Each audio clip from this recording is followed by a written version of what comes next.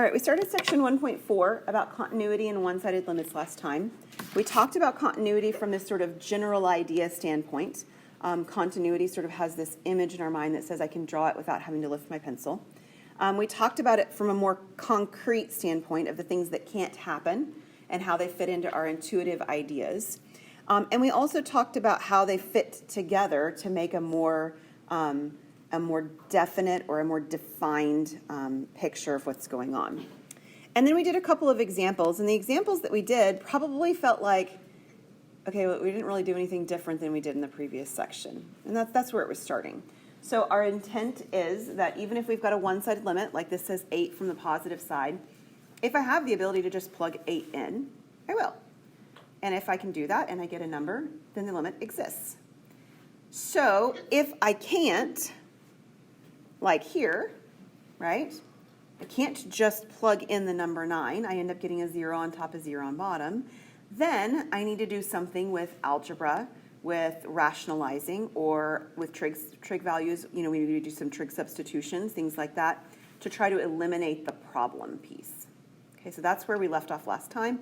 And so far we've seen absolutely nothing that sort of seems relevant to these pluses and minuses after the number, right? It's worth mentioning on here that it is a little bit important that the plus or the minus comes into play, because if you had a radical and you were doing something like x approaching 0, you can't do x approaching 0 from the negative side. That's not this problem.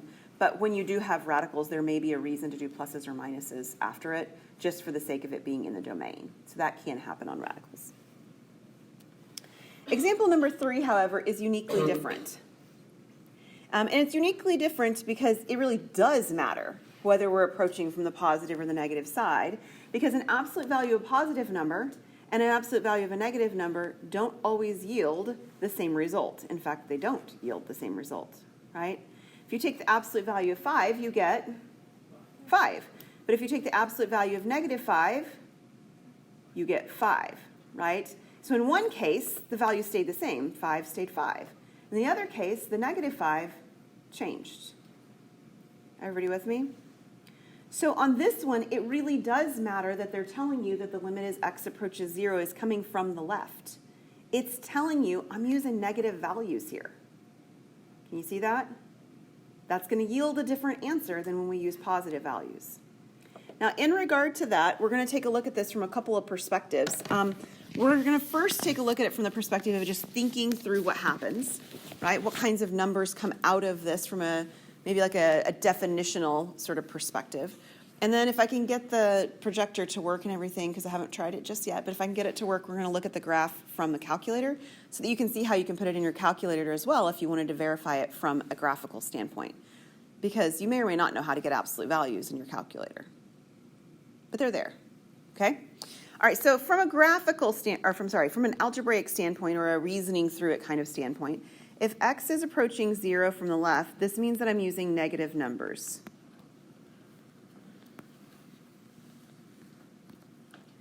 And when I take the absolute value, so this means x is less than 0, and when I take the absolute value of x for negative values, the sign will change. Right? The 5 didn't change, but the negative 5 did. The absolute value of negative 5 changed the sign.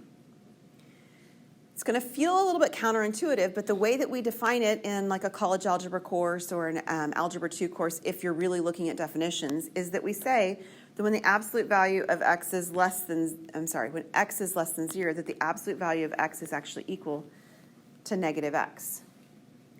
That doesn't mean it becomes negative. That negative in front is telling you the sign changes.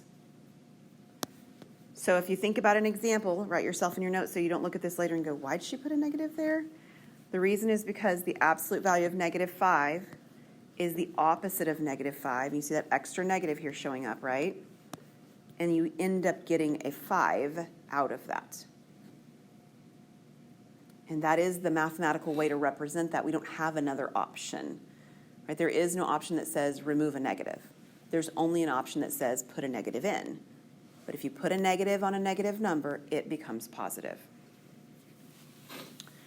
So what happens is that this expression that we're given, this absolute value of x over x, when x is negative, actually becomes the limit as x approaches 0 from the left of negative x over x.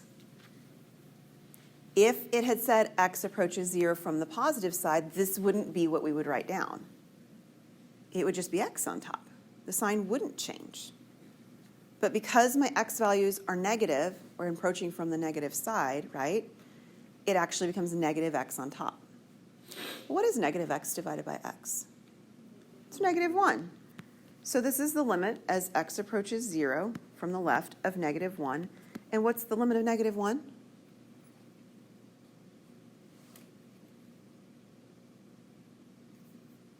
At least half of you are just aching to say it, and you feel like you might be wrong because it sounds too simple. It's negative 1, yes, thank you. Yeah, it's just negative 1. The limit of a constant is just the same constant, yeah? So the limit of negative 1 is negative 1. Okay, so we're going to give it a go on the calculator, okay? Let's see how this goes. I've got instructions, so.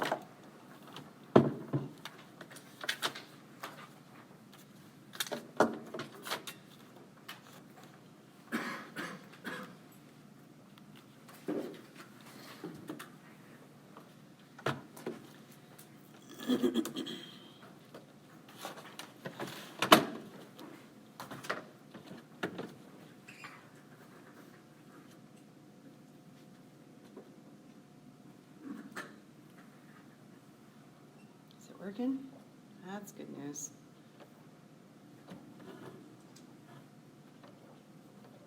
Okay, so in y equals,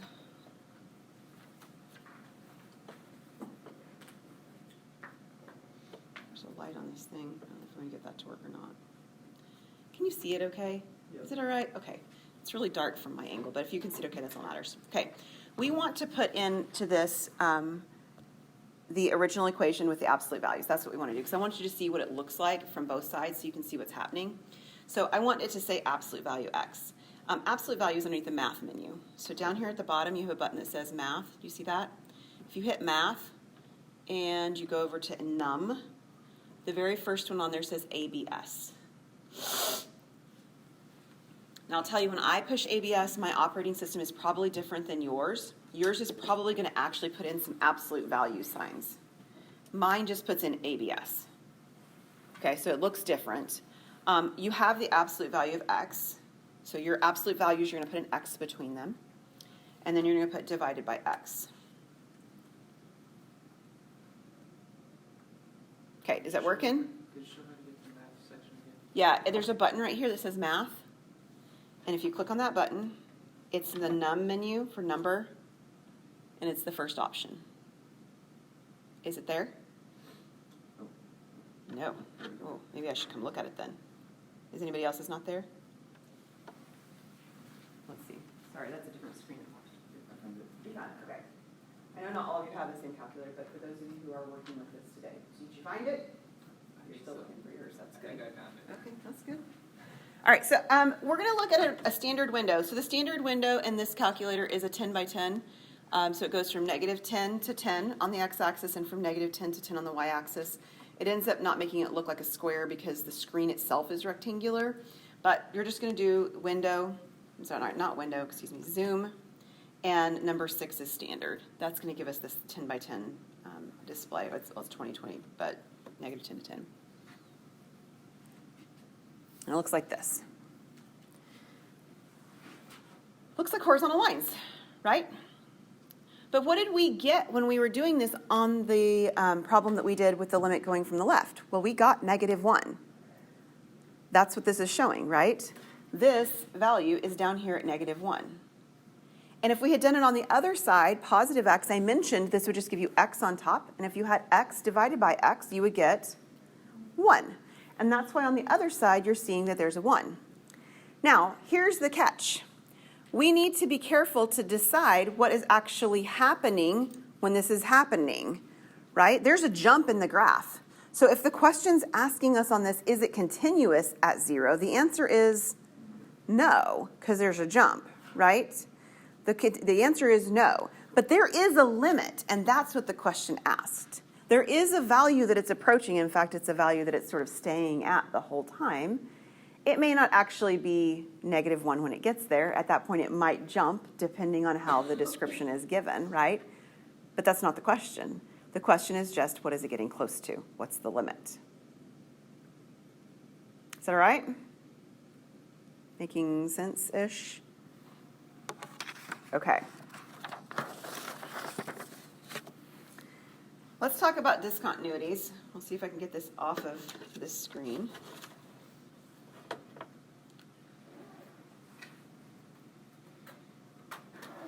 It's like I know what I was doing. Wonderful. This is working just like it should. That's great. All right, so let's take a look at some discontinuities. There are two types of discontinuities. One type is called removable. And this occurs when f can be made continuous by appropriately defining or redefining f of c. So visually, what happens in this case is that there's a hole in the graph. And what we have seen on this one already is that this is the case where we can simplify and we can rationalize the top and rationalize the bottom, and then we can still plug the number in. Or we can factor the top and we can factor the bottom, and we can cancel something, and then we can still plug the number in. Those are removable discontinuities. And visually, on a graph, that means there was a hole that was present there at the time. The other type of discontinuity is a non-removable discontinuity. So non-removable discontinuity occurs when you can't do what I just said. You can't do the factoring and then actually make it work. You can't do rationalizing the numerator and the denominator and actually be able to plug the value in. And visually, there's two different things that could be happening in this scenario. You could have an asymptote. And specifically, it would be a vertical asymptote. Or you could have a jump in the graph.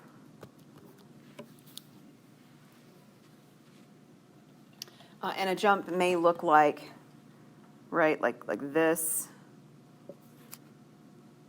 right, something like that. Or a jump may even look like this. Okay, so jumps have a couple different sort of varieties of them. This one's a little less common. I will tell you that most of the time it ends up being an asymptote. Those are the ones that come about the most frequently.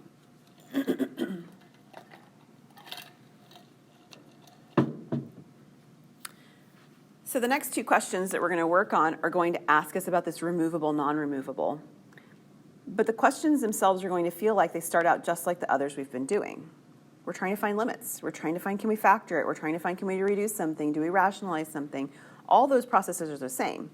It's just that at the end, we reflect back and say, okay, I was or I wasn't able to do it. Therefore, which one of these is it? So it's just one extra step at the end where we analyze what we did and describe what was it that we actually had.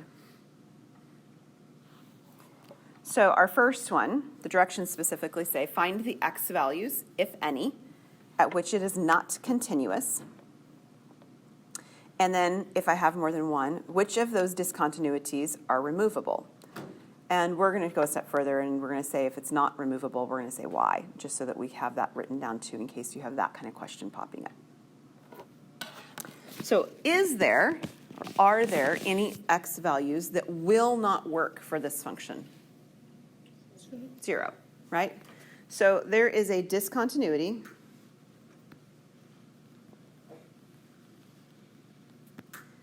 at x equals 0.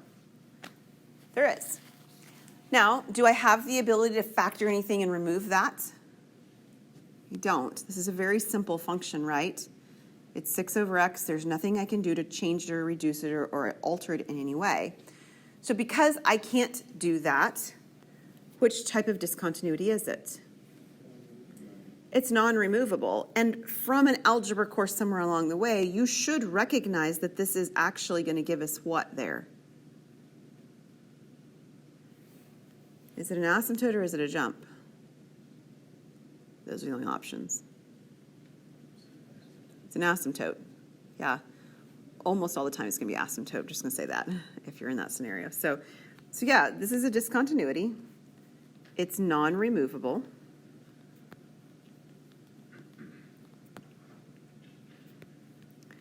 I'm going to give some kind of language that I've said, maybe more specific. It's because the x on bottom, or in the denominator, doesn't cancel out, or can't cancel out.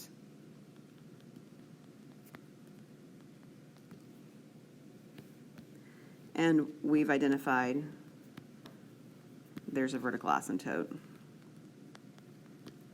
So there's a, and I'll abbreviate it, there's a vertical asymptote there.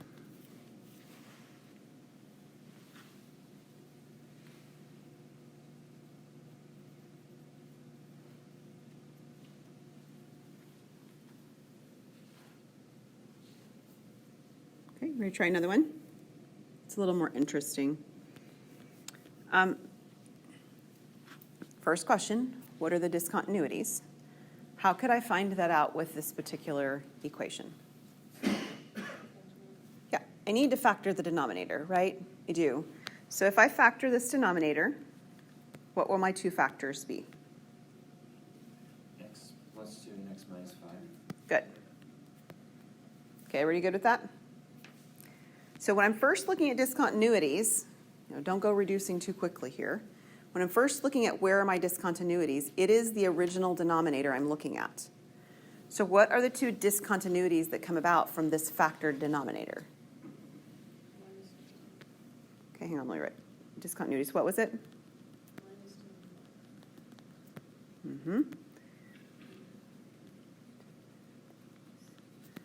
So discontinuities at, and I'm going to write them separately, x equals -2 and x equal 5.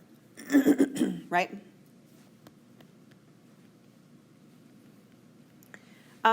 They could both be the same thing, right? They could both be removable. They could both be non-removable, or we might have one of each. So we have to analyze them separately. Let's just start with the x equals -2. Is it removable or non-removable? It's removable. How come? Yeah. So if I go back up to the problem originally and I were to sort of do some of the reducing things we've done before, I can remove the factor that's creating that. Hence, it's a removable discontinuity. The vocabulary is very friendly here. So this x minus 2 is removable.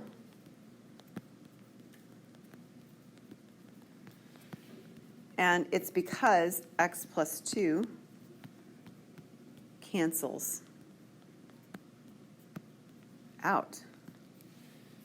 And what that actually means, again, is that there's a hole in the graph, right? We have a hole there. So if we were to fill in that hole, we wouldn't have a problem with continuity. How about at x equal 5? Yeah, it's non-removable. And it's non-removable for the very same reason that the other one was removable. It simply can't, or doesn't, or won't, whatever one you want to use, cancel out.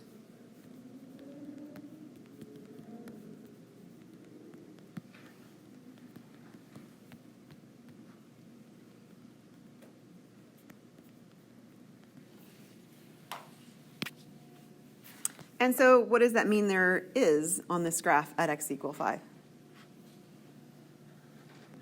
Yeah, there's a vertical asymptote there. And if you were to look at a graph for this, we'll do it real quick because we have a minute to do so. Put in the original equation, right? Do make sure that when you're putting in this original equation, you put your numerator in parentheses, or if you have an operating system that allows you to have it where when you put your division sign, that you have everything in bottom together. Mine requires the parentheses.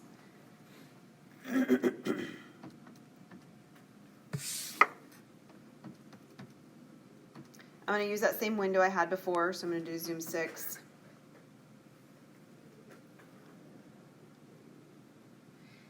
And you do see a place where at least the calculator attempts to sort of connect things that are not connected. That's its way of trying to deal with this. But it looks something like this. I'm going to draw it on the screen too, so that if you happen to look back at this later, you'll be able to see it.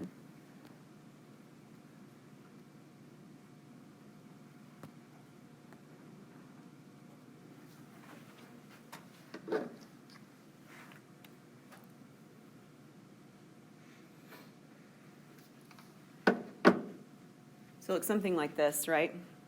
And if you trace along the graph, or if you use tables, you will find that approaching this place where it seems to be plummeting from the left or rising, increasing very fast from the right, it's at x equal 5. So as you're approaching x equal 5. Any questions on that?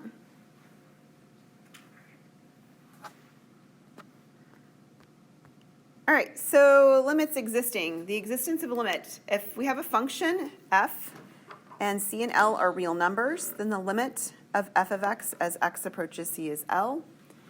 If and only if the limit from the left is equal to L and the limit from the right is equal to L. And we've seen another version of this before. Earlier in the lesson, we talked about continuity. It's continuous if the limit from the left and the limit from the right are the same. So we will say that the limit exists when the limit from the left and the limit from the right are the same. And if the limit from the left and the limit from the right are not the same, then we would say that the limit does not exist.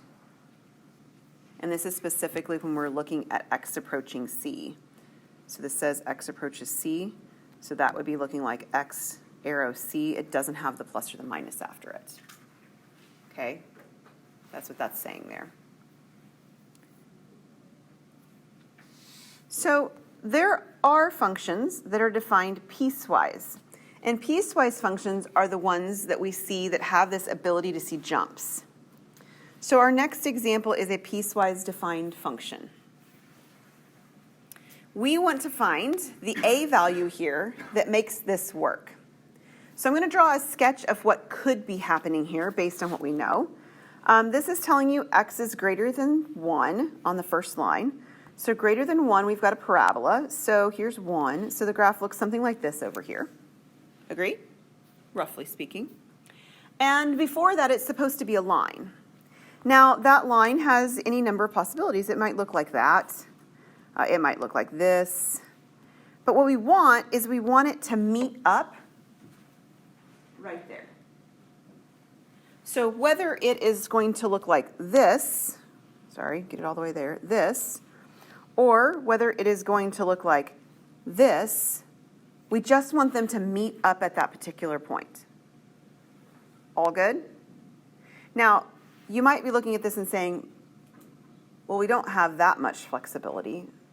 If you look at ax minus 4, you know where it crosses the y-axis. It crosses the y-axis at -4, right? It says minus 4.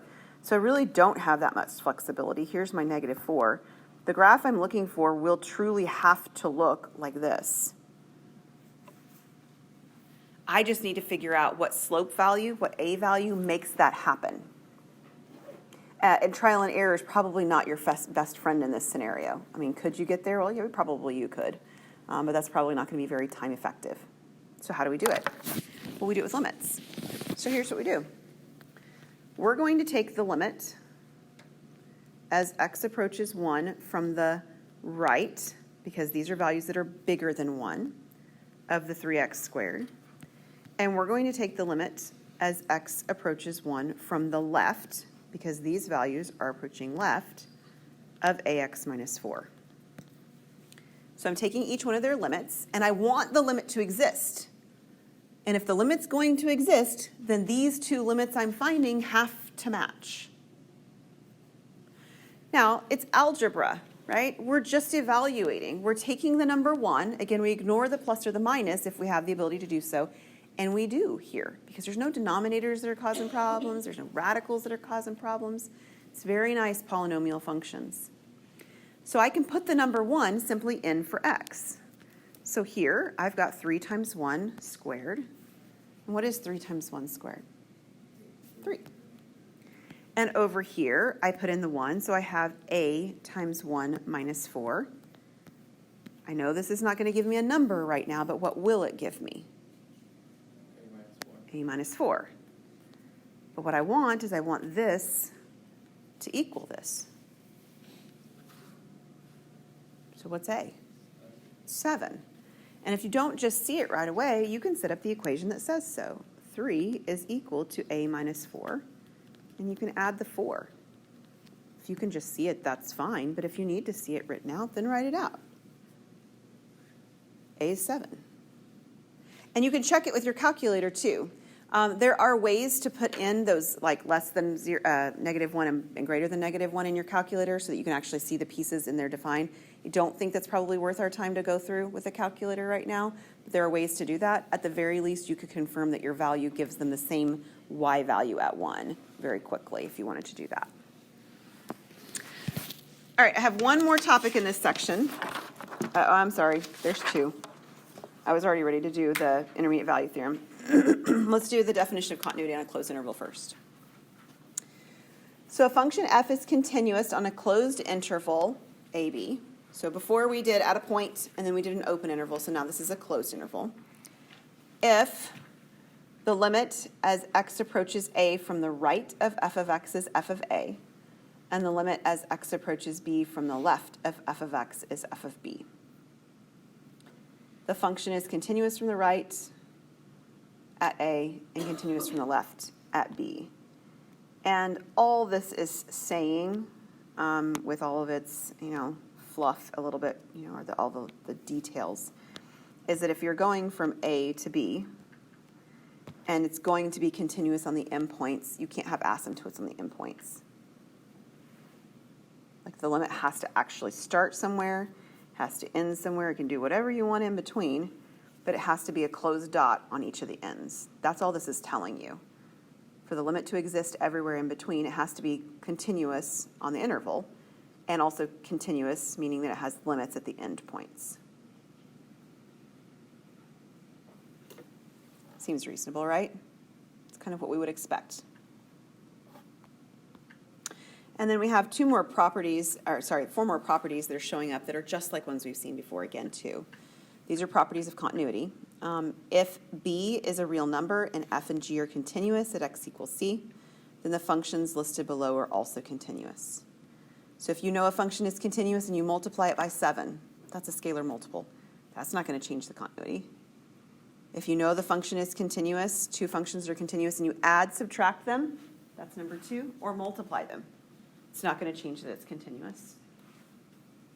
And the last one says that if you do a quotient, again, as long as the denominator is not 0, you can divide them and it doesn't affect their continuity.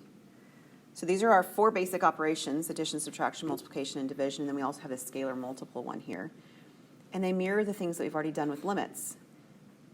But that makes sense because continuity is all about limits. So they should match, right? It makes sense that those pieces go hand in hand.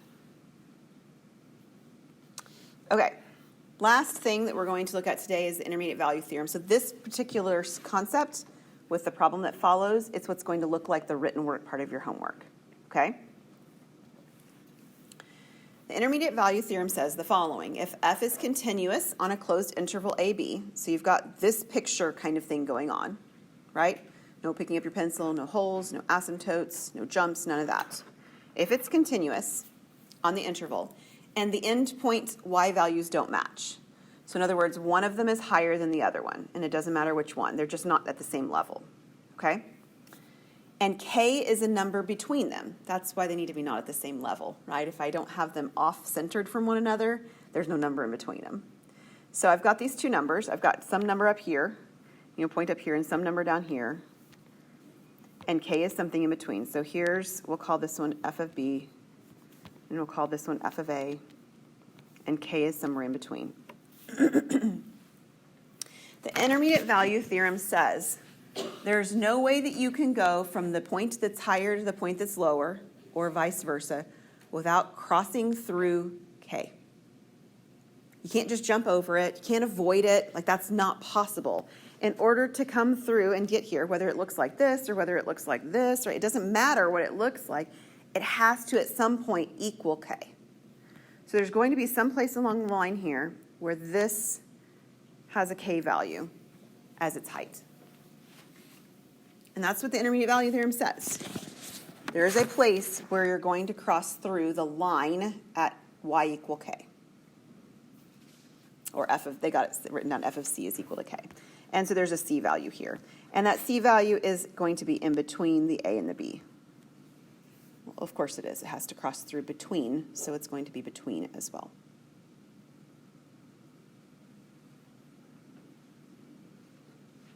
There are some conditions though, right? Like in order for this to work, you have to have that f is continuous. If f isn't continuous, there's no reason that this would have to work. You have to have that your two endpoints don't match. If the two endpoints match, there's no space in between to even talk about, right? And then you can, at that point, if those two conditions are holding, if they hold, then you will be able to find a value that satisfies all these conditions. So when we're taking a look at this example, the first piece that says verify that the intermediate value theorem applies, it means you have to check those two conditions. So the first thing you have to do is that you have to actually state that it's continuous with some kind of justification. This is continuous. Why?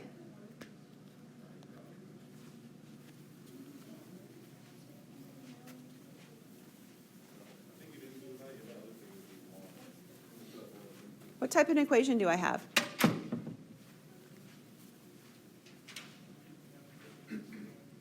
What is f of x equal x squared minus 7? It's quadratic.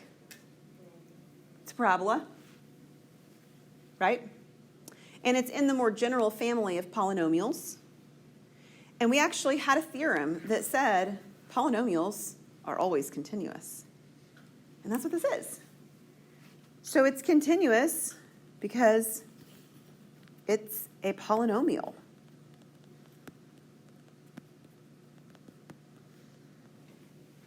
That's really why. And polynomials are always continuous.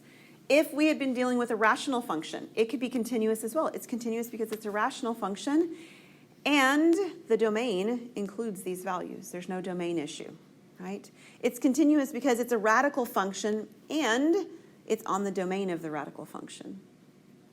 You'd have to have those additional kind of pieces if those were the ones. But for a polynomial, it's everywhere continuous.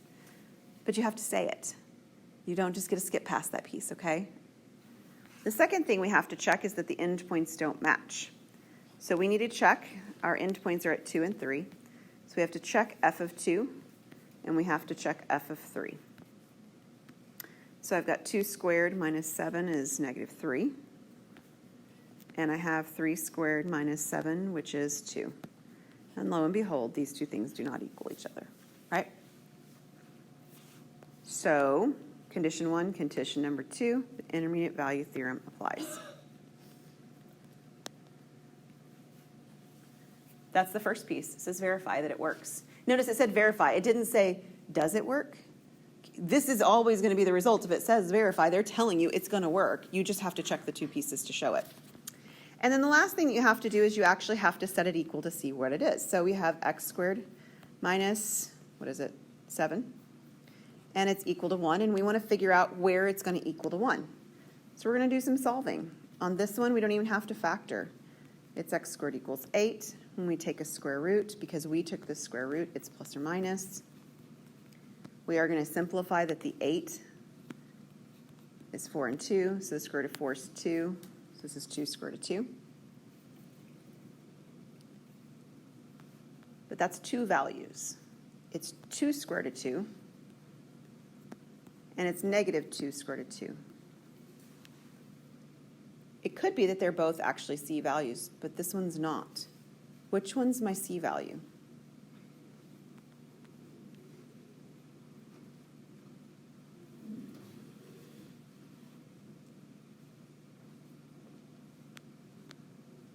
Is it the positive 2 square root of 2 or is it the negative 2 square root of 2?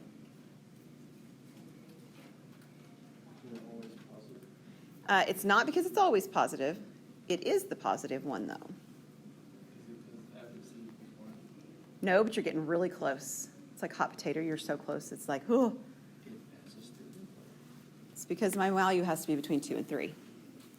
And negative 2 square root of 2 is not. And if you weren't even sure if 2 square root of 2 was, you could check and just get a decimal approximation. But of the two values that I'm given, or that I found, only one of them is between 2 and 3. So I need to check back to the intervals I'm given. The c value here is actually 2 square root 2 because it's between 2 and 3. I'll write that in because 2 is less than 2 square root of 2 is less than 3. All right, we'll end there today.